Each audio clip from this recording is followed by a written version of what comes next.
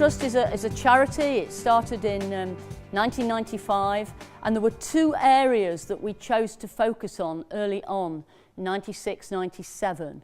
How many of you remember the TOPS bags? Yes, a lot of hands go up. That was us. The early and first programs we did were Top Play and Top Sport.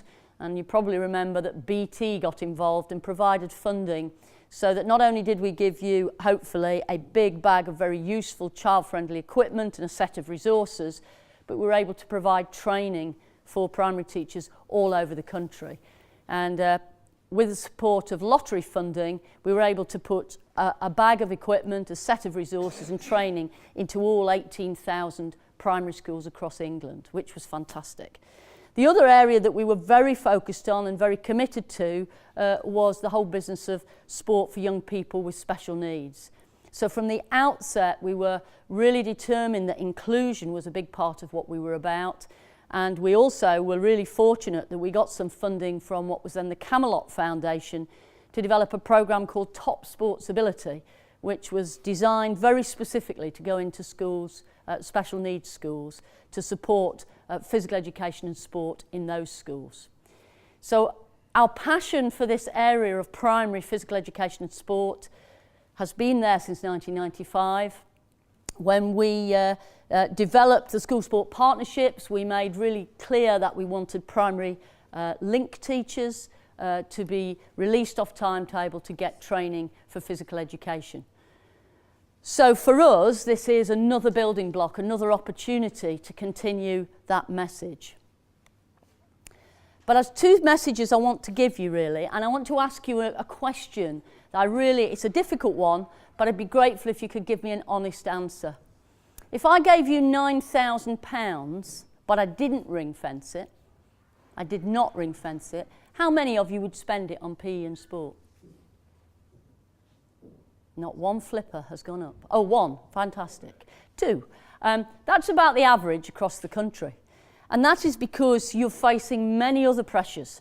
I absolutely understand the pressures you feel you're under in terms of SATs results, in terms of the challenges you've got around, some of you around behaviour, inclusion, parental engagement, achieving results, Ofsted inspection. I appreciate that. And instead of you starting from a place of thinking about, well, how do I spend £9,000 on PE and sport? I'd like you to start from a place where you draw up in front of your own mind your whole school plan, the plan you've got, what's in your mind about what you're trying to do for your young people in your school. What are your biggest issues? And rather than just think of spending this money over here as a sort of bump on the side of the mainstream of what you're doing, drag that money across and think of it as a tool to achieve those outcomes.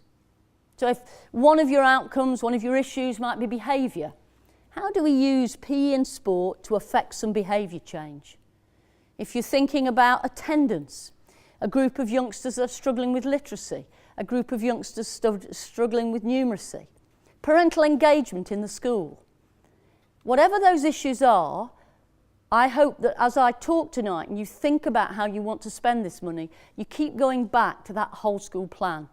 And you keep thinking about this as a tool to help you achieve your wider educational objectives. If in 2 years' time you've spent this money, and what you say to me is, we're doing more PE and sport, I'll say, good. If you say, we are doing more PE and sport, but I've really been able to use it to increase the opportunities for my young people, to improve their chances, to improve education, I'll say that's great.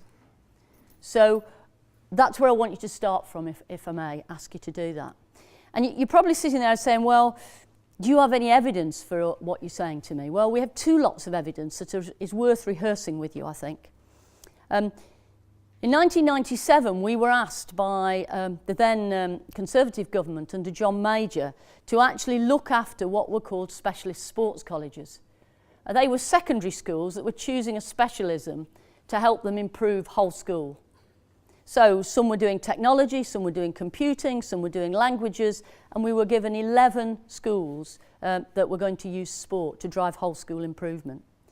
Over the years from 1997 through to 2009, we had over 500 of the 3,000 secondary schools in this country choose sport as their specialism. And down to very creative teachers and great leadership by head teachers, we saw whole school improvement happening as a result of the way they applied PE and sport. So whilst I want you to think about more PE and sport, I want you to think, how do you use it? So specialist sports colleges were the fastest improving academically for 4 consecutive years. I don't think that was a coincidence, and I don't think it was an accident. I think it was the skill of the teachers and the leaders of those schools using PE and sport to really affect change in other key areas of school. And then just to kind of give you a second bank of evidence, towards the end of the Labour government, the Labour government wanted to pilot primary specialist schools. There was no resource. The Youth Sport Trust, through its benefactor Sir John Beckwith, found the funding to actually fund 6 specialist primary PE schools. We identified with the Department for Education 6 schools with really challenging circumstances. 6 schools that had poor SATs results, many of which were very challenged with a whole range of issues in school.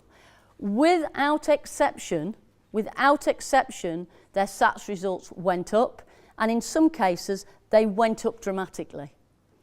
And there are schools in Nottinghamshire, Carlton School in Nottingham, that was a classic example of demonstrating what could be done, not when you just did more PE and sport, but when you really used it to tackle some of those bigger issues.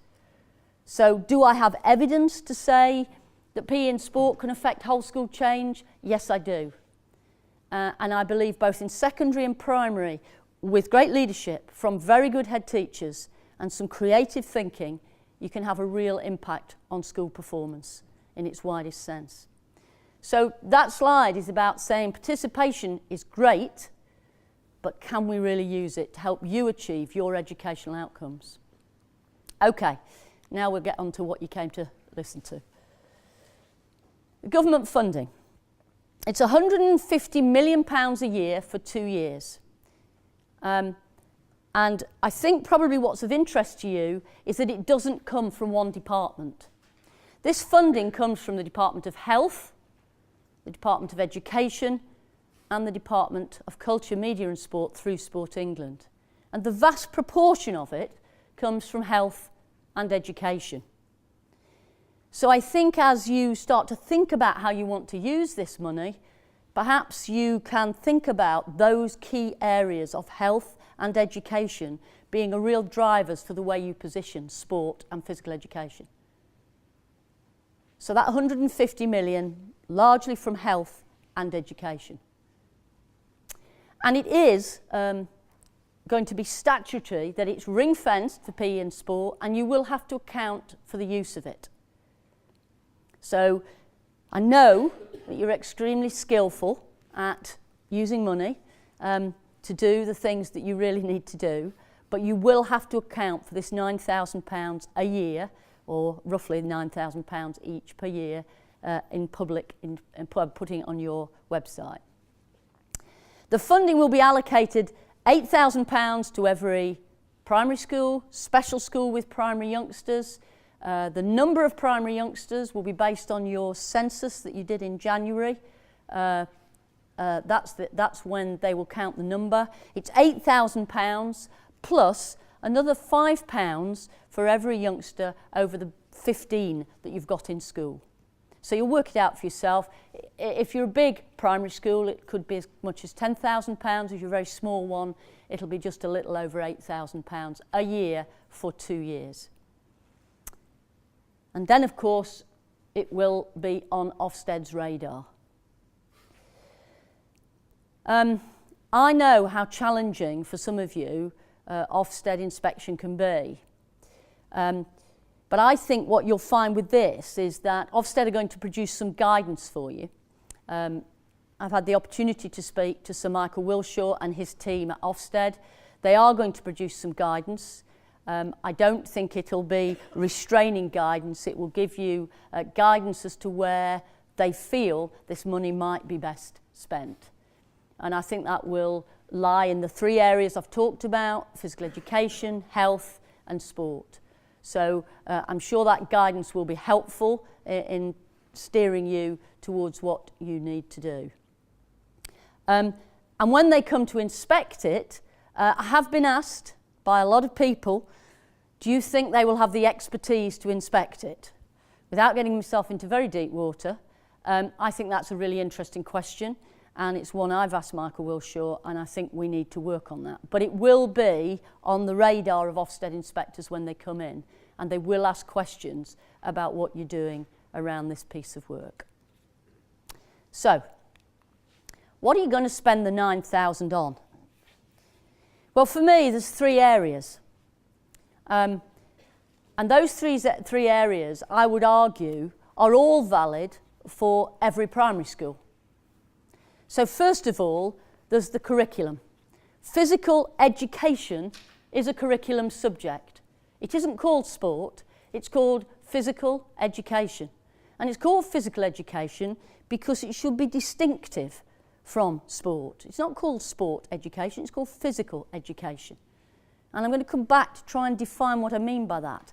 And I believe physical education as a curriculum subject has the potential for you to deliver all of those things you're trying to accomplish with your youngsters through high quality teaching and learning inside the curriculum. So for me, physical education is the bedrock of everything else you do. And I'm going to come back and try and define what I mean by physical education. If your physical education is great, then obviously you build on that with sport. You complement it and supplement it with coaches and others coming into school to add value to what you're doing, teaching physical education in the curriculum. And of course, there's that other area of health and well-being.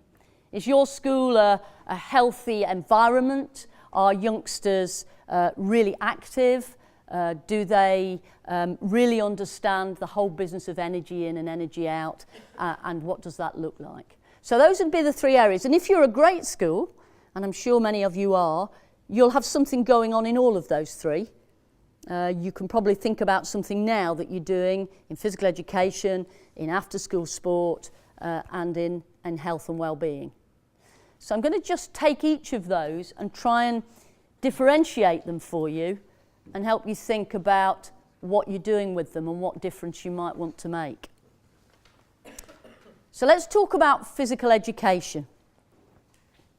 What do we mean by it? I want you to just come with me for a minute on a little trip, okay? I want you to leave your school and come outside to a PE lesson in the outdoors.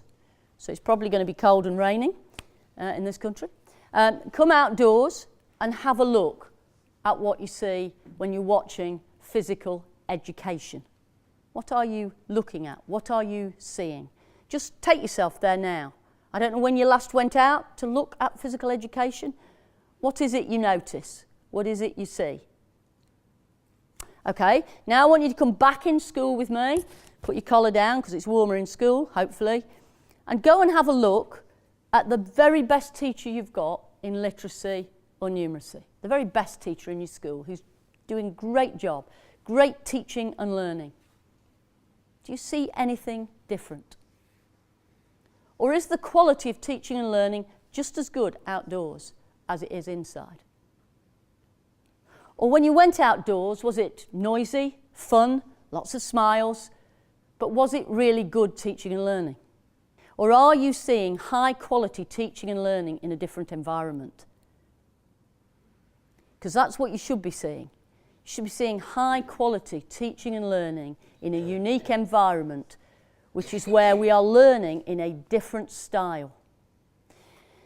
And I know what you're going to tell me, and you're going to tell me that your teachers, who've got very minimal training, many of them, in physical education, about 50% of teachers get less than 10 hours in their initial teacher training, come to your school and they develop a confidence and a competence in the classroom because it's familiar And no matter what the subject area, there's a familiarity about it.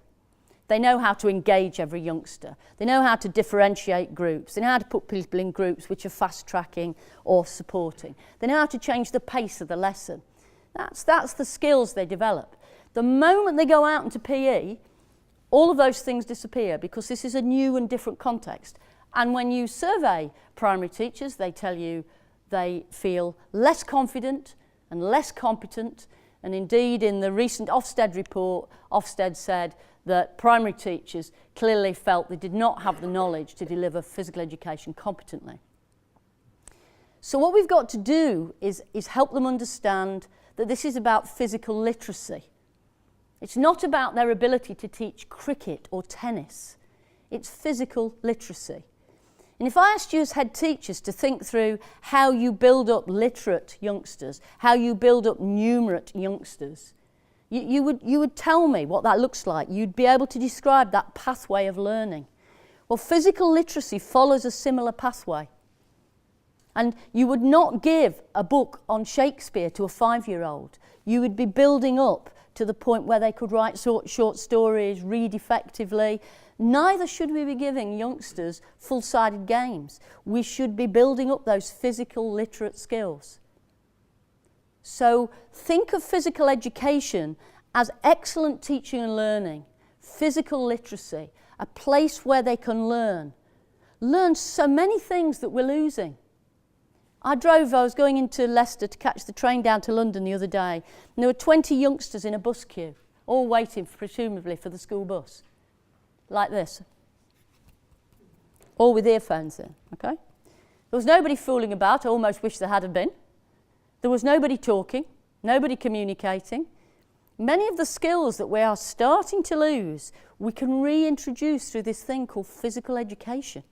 Talking, working collaboratively, communicating, leading, understanding one another. You know, I know it's a kind of old-fashioned to talk about teamwork and so on, but physical education provides a very different context within which we can help kids learn. So physical literacy, learning, leadership. And of course, as you get towards the end of Key Stage 2, it's not just about literacy. We're starting to play small-sided games. We're starting to write little stories.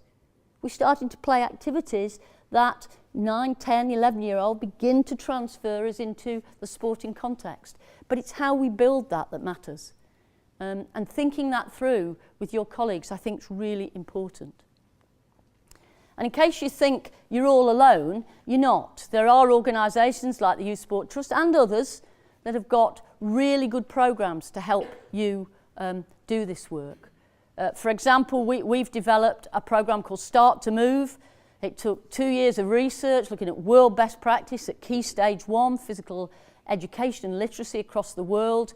We've developed the programme, we've rolled it out into 3,000 primary schools across the country. And it's not a bag, it's not a set of resources, it's an approach. And the approach is really simple. It says to teachers, you're really good at teaching. That is not where we're starting from. You're good at teaching. You know how to do this work in the classroom. Let's take all those great things you do in the classroom and move them out into the playground. Let's just apply what you know. And that has kind of lifted a mystique and a cloud on this. And you can see how excited teachers are when they actually realise this is something they can do, and actually it's a really exciting context to work in. So physical education. And I would say to you, of your £9,000, please consider carefully spending some of it on the professional development of your own colleagues. Please do not sign away the teaching of physical education to somebody who says they can take it off your hands. Because in 2 years' time, if that money is not there any longer, those people won't be either. And the teaching of physical education will have slipped back 2 years, not moved on. You have an opportunity here to really make a real difference to the teaching and learning through physical education in our schools. Please do not sell that out to people from the outside. Make sure you are looking at the professional development of your colleagues as a priority. And I know they'll need support, you'll need opportunity to have them mentored and all the other things. Build that into your investment and your thinking. If that is sound, then the rest will automatically come from it. If that is not sound, then it's only the kids that get great experiences outside school and are sporty and perhaps have sporty parents that will enjoy and endure and continue playing. We've got to lay a different foundation than we've ever done before. And this is a fantastic chance to do that. Don't let it slip away and don't give it away to other people. You are the best people to teach children. You are the best people to provide teaching and learning. This is just a different context, and your teachers can, and I know will, make a real difference with this subject. So if we've got PE sorted, what else are we doing? Well, you may, I hope, have heard of the school games. So we have lots of competition now, and we have school games organisers whose job it is to encourage all of you to think about engaging in competitive sport. And of course, that really appeals to a considerable number of youngsters. And I think it's really important for you at primary school to think about this as personal best, encouraging youngsters to compete, not just the first team, not just the best 7, but really looking at trying to widen competition and, most importantly, make sure it's inclusive of all young people, not only those who are very capable. And of course, this is also where clubs from outside your school can make a contribution, whether that's junior clubs or other clubs can certainly make a contribution, and your own clubs, your own friendship groups on your own primary site, encouraging youngsters to form friendship groups, and even thinking about them running their own clubs. You know, some of this is about helping them develop some skills way beyond the doing of sport, learning through sport as well as learning in it. But of course, this is also the place for coaches. And the reason you would pull coaches onto your school site is not to substitute for your teachers, but to complement and add value. So it's looking at stretching the most talented. Perhaps just as you would if youngsters were struggling with reading or maths, bringing people in to do some remedial work, some support work, to add and to help. So what you're thinking about coaches doing is adding real value to that basic teaching proposition that you've got. And here I make another plea to you. Because someone has a certificate which says on it, they're a this or a that, please don't at face value think that means, first of all, that they know how to work with primary age youngsters, because most governing bodies at this time do not have a dedicated programme for working with young people. So the coach education they'll have been through is to work with adults.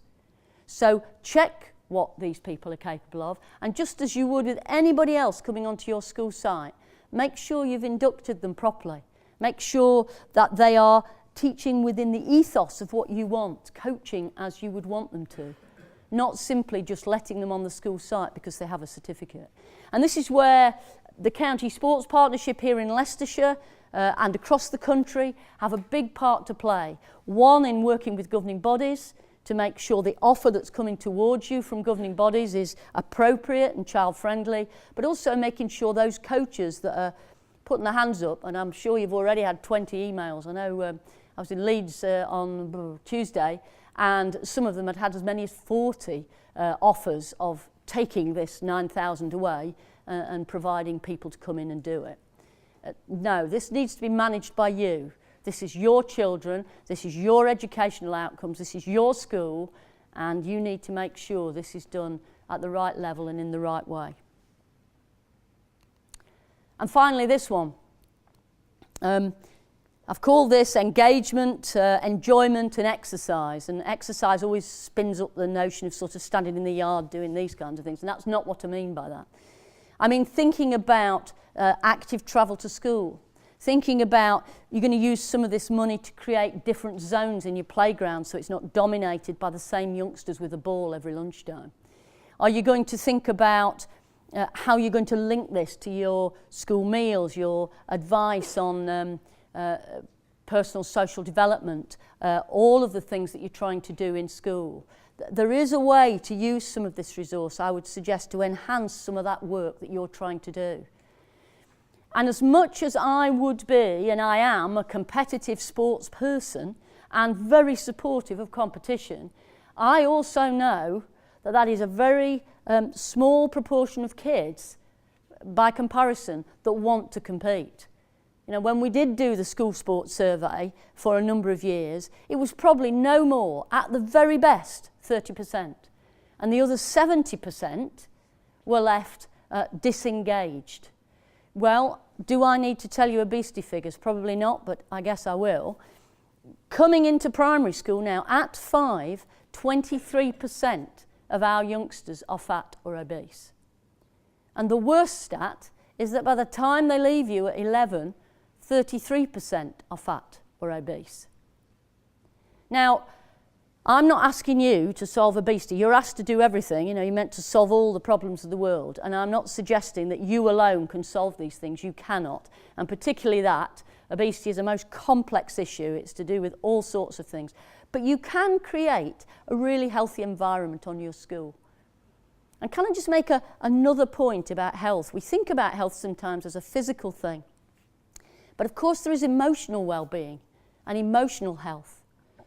And a lot of your teachers are incredibly stressed. I've been in so many primary schools the last few months, and there's a lot of stress in there. And I tell you, if you captured physical activity, and I don't mean running down to the gym, I mean just going for a jolly good walk. If you captured physical activity and put it in a pill, everybody'd say it was a miracle cure. So encourage your own staff to be a bit more physically active. And I know that, you know, you're thinking, good heavens, this woman's completely lost the plot now. But I think that's really important. Try and encourage your own staff to be physically more active. And create an environment where activity is fun. It's enjoyable. It's for everybody. You know, the wake and shake type thing that goes on in the morning just before everybody comes to school. Just to get them focused. Really interesting, we did, for a number of years, we did playground development in primary schools called Zone Park. And what happened was the great long queues that happened after lunch breaks for head teachers when they were dealing with all the fights that had gone on in the yard reduced dramatically.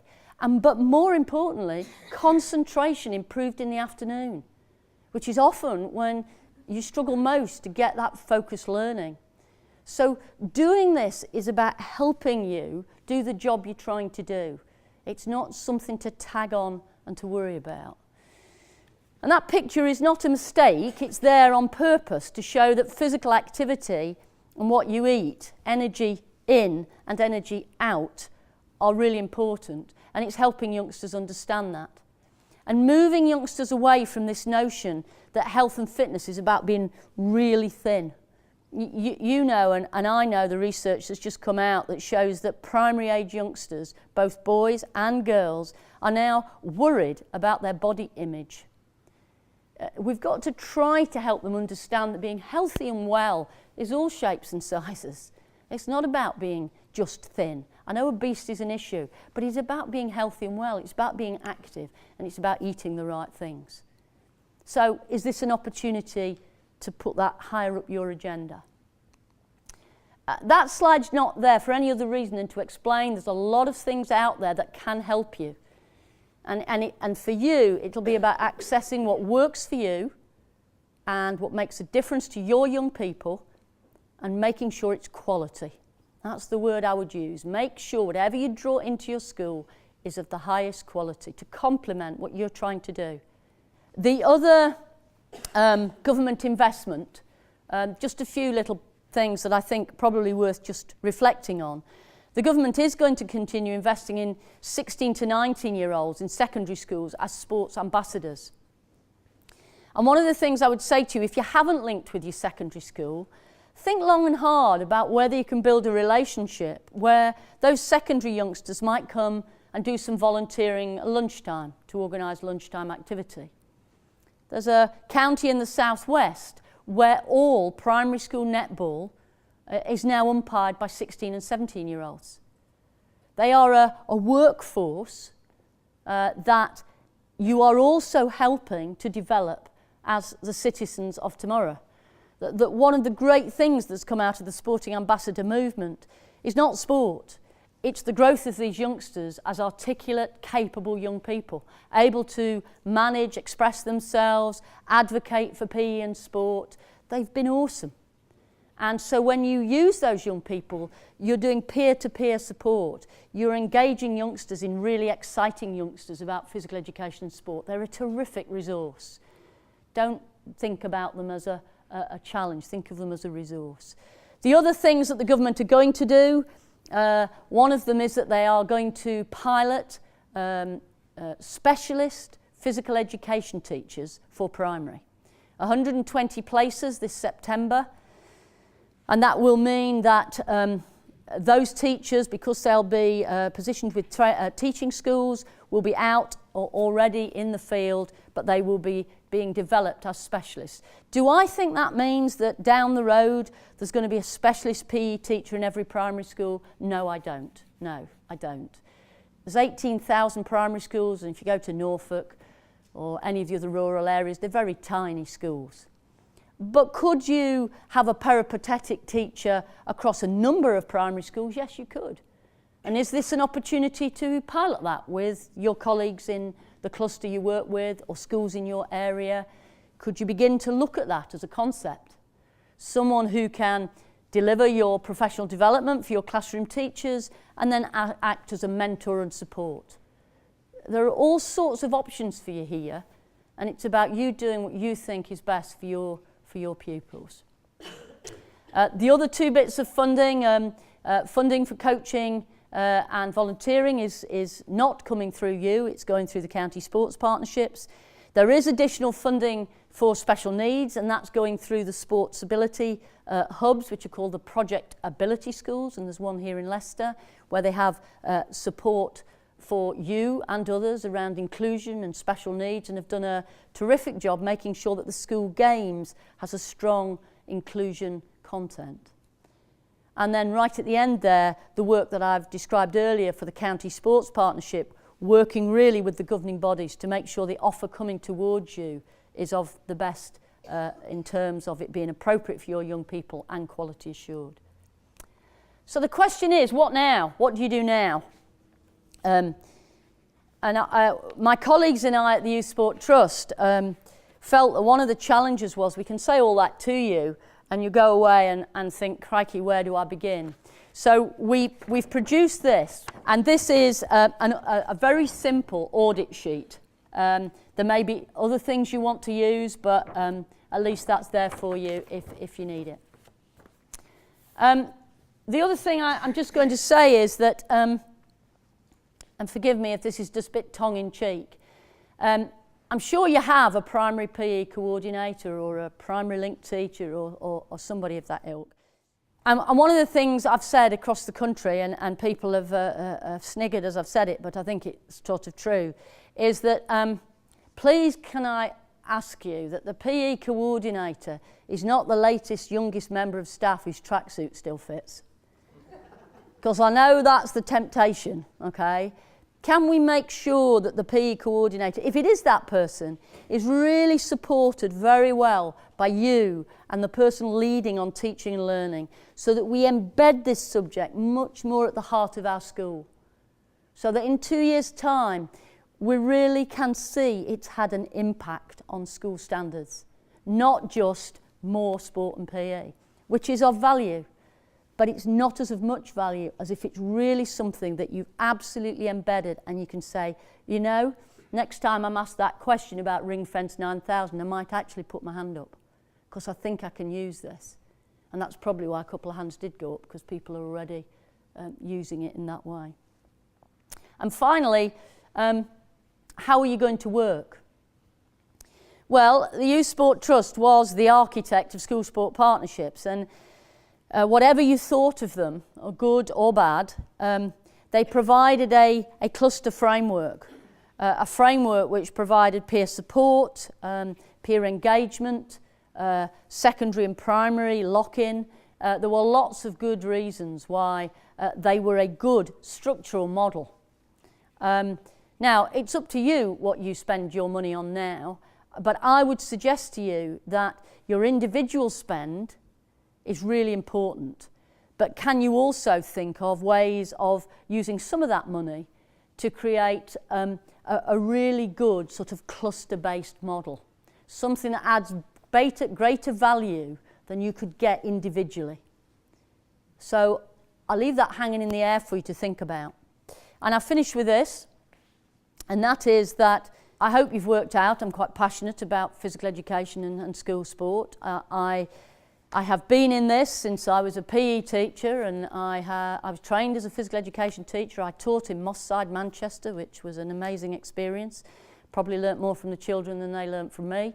And I have grown all the way through my life with an absolute belief that this subject can change lives. And sometimes it can change the lives that you can't reach with other things. And I genuinely believe this is every child's right. Just as you as educators would believe it is every child's right to find that magic spark inside themselves, to pursue literacy and numeracy so that literate and numerate, that they can get on in life, that they can explore all they want to. You know, the one thing you walk about with for the whole of your life is this thing. It's called your body. And I believe it's every child's right to be given high quality physical education, to have a physical literacy, to feel healthy and well so that they can learn effectively. And if they are so talented, to pursue sport and achieve some of the wonderful things that we saw last summer in the Olympics and Paralympics. I believe that's every child's right. And I believe as educators, that's why you came into education. Because you want young people to get the best in life. And I believe this subject can help you do that. I hope you'll take this away and think about it, and that I wish you the very best of luck in spending this money, and I hope you'll spend it wisely. Thank you very much indeed.